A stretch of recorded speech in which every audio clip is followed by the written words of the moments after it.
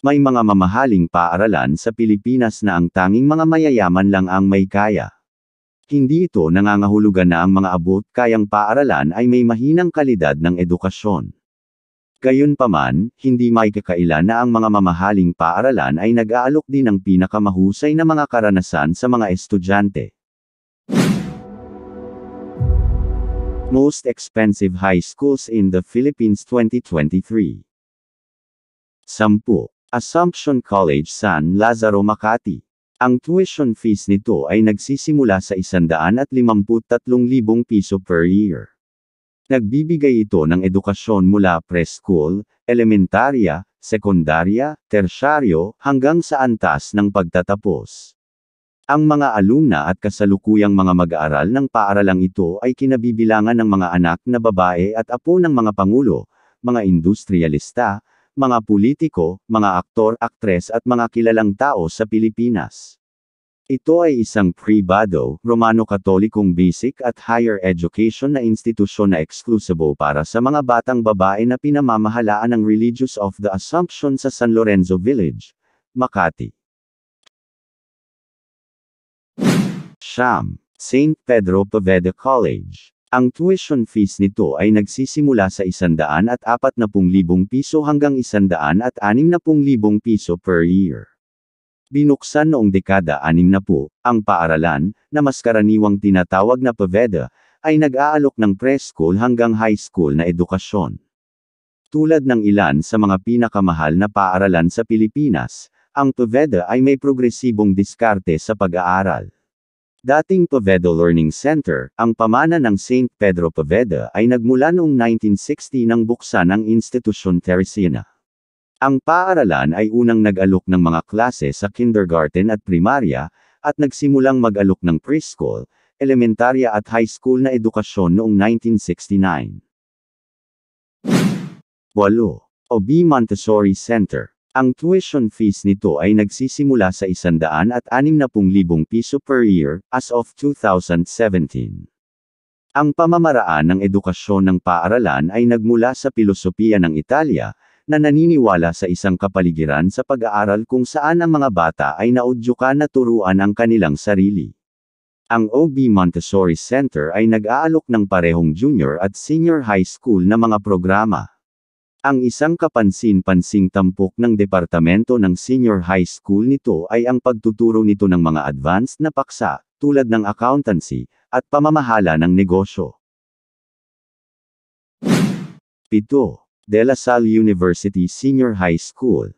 Ang tuition fees nito ay nagsisimula sa average na 160,000 piso hanggang 170,000 piso per year.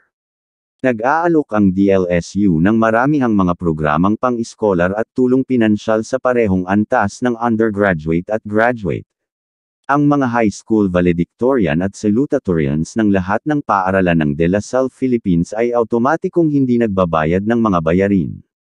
Samantala, binibigyan ng diskwento sa tuition fee ang mga anak ng faculty at staff, university athletes at performing artists, at senior editors ng DLSU student publications. Ang karagdagang tulong pinansyal ay maaaring ibigay sa mga mag-aaral na may taunang kita ng pamilya na mas mababa sa 500,000 piso. 6. Southville International Schools and Colleges. Ang tuition fees nito ay nagsisimula sa 370,000 piso hanggang 450,000 piso per year. Ang paaralan ay isang pribado, non-sectarian na institusyon ng mas mataas na pag-aaral. Ito ay isa sa mga pinakamahusay na internasyonal na paaralan sa Pilipinas. Ang paaralan ay itinatag noong 1990 bilang Southville International School. Nagsimula ang paaralan sa pamamagitan ng pag-aalok ng preschool sa Elizalde campus nito, at kalaunan ay pinalawak upang mag-alok ng elementarya, sekundaryang paaralan, International Baccalaureate Diploma Program, at mga kurso sa kolehiyo. 5. Ridley International School. Ang tuition fees nito ay nagsisimula sa 300,320 piso hanggang 313,760 piso per year. Pinagsasama-sama ng 14 na taong kurikulum sa Ridley International School ang pinakamahusay na elemento ng kurikulum sa Singapore, United States, at Pilipinas. Ang math at science curricula ay sumusunod sa Singaporean model. Ang paaralan ay itinatag noong 1999. Ang pangalan ay ipinagkaloob bilang pagpupugay sa Ridley College, California, USA, isang maliit na komunidad kung saan ang founding directress nito ay nag-aral at naging mahusay kasama ng tulong ng pag-aalaga ng mga guro at mentor. 4. Chinese International School, Manila. Ang tuition fees nito ay nagsisimula sa 526,440 piso hanggang 546,770 piso per year. Ang mga mag-aaral na nagsasalita ng Ingles na naghahanap ng kahusayan sa akademya sa isang institusyong non-sectarian na nakatuon sa mga kulturang kanluranin at Chinese ay dapat isaalang-alang ang pag-aaral sa CIS, isang paaralan na may akreditasyon ng International Baccalaureate. Ang mga paaralan ay binubuo ng higit sa 35 nasyonalidad, na nagbibigay diin sa pandaigdigang pag-iisip at mga modernong wika. 3. Brent International School. Ang tuition fees nito ay nagsisimula sa 427,280 piso hanggang 702,000 piso per year.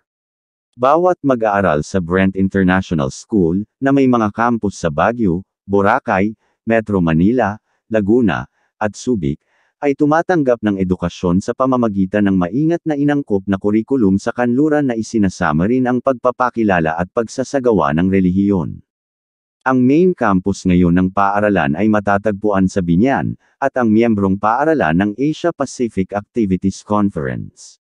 Ang campus ay naglalaman ng 2 gusali ng Learning Center, isa para sa mga mag-aaral sa mataas na paaralan, gitnang paaralan at mababang paaralan at ang isa para sa mga mag-aaral sa ibaba ng 3 baitang. 2. British School, Manila. Ang tuition fees nito ay nagsisimula sa ₱7,590, 729,375 piso hanggang ₱1,000,000 per year. Ang paaralan ay nagbibigay ng British education para sa mga batang edad 3 hanggang 18, kasunod ng isang inangkop na anyo ng isang British curriculum at ng diploma. Ang British School Manila ay isa sa mga pinakamahusay na internasyonal na paaralan sa Pilipinas, na itinatag noong 1976. 1. International School, Manila. Ang tuition fees nito ay nagsisimula sa $17,940, 570,700 piso hanggang 1.5 million pesos per year. Isang nangungunang pang-internasyonal na paaralan sa Pilipinas, na nagbibigay ng istilong Amerikanong edukasyon na may internasyonal na pananaw. Ang paaralan ay may magkakaibang pangkat ng mag-aaral, na may mga mag-aaral mula sa iba't ibang nasyonalidad, na sumasalamin sa pandaigdigang pananaw nito. Itinatag noong 1920 bilang American School ng isang grupo ng mga magulang na Amerikano at British na naninirahan sa Maynila. Pinagtibay nito ang kasalukuyang pangalan nito noong 1970, na ginagawa itong isa sa mga pinakalumang internasyonal na paaralan sa mundo. Ang pinakamahal na mga paaralan sa Pilipinas, na nagpapakita ng katayuan nito bilang isang nangungunang internasyonal na institusyon. Ang bayad sa pagtuturo ay depende sa grade level at kasama ang iba pang mga gastos.